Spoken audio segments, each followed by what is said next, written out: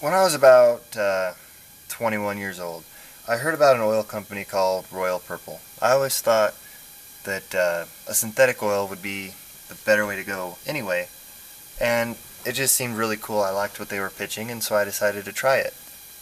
Now, at that time, I had a 96 GMC Sierra. It had 170,000 miles on it. I figured, well, if a synthetic oil is going to help anything, it should help something older, right? It was supposed to add power and everything. And so I bought it. I put it in my engine and it ran great. I was really impressed for the first week. Then I started hearing like a clattering in it was the valve train. The lifters were clacking. I didn't know what was going on. I thought my truck was just exploding from the inside out, and it wasn't going to last very long. So I parked it for a bit.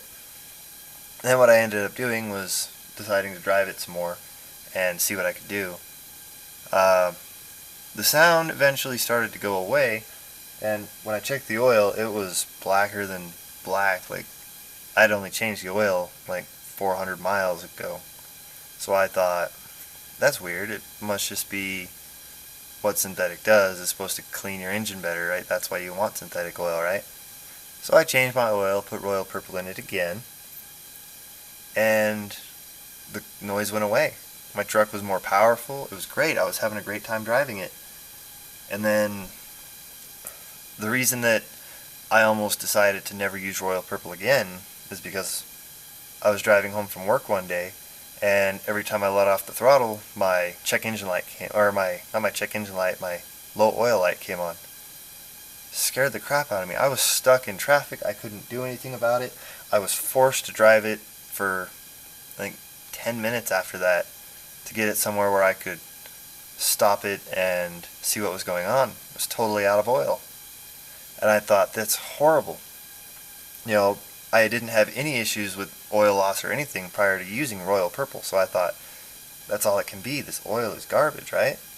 So it turns out that the reason that I had this problem and why I'll never use Royal Purple again in something that's extremely high mileage like that is at the point in my engine's life, it was held together by sludge.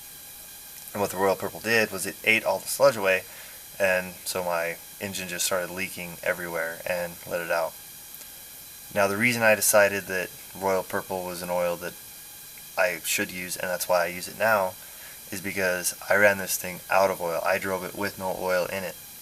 And when I filled it up with oil and I started it up, it had just as good of oil pressure. It did not wear out the main bearings even without any oil in it. And that, I think, is a good safety net to have if something were to happen, which is the whole reason I run Royal Purple now.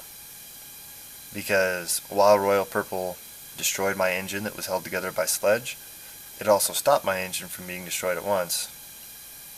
And so I guess it's kind of a give and take scenario, but that's why it is that I run Royal Purple now.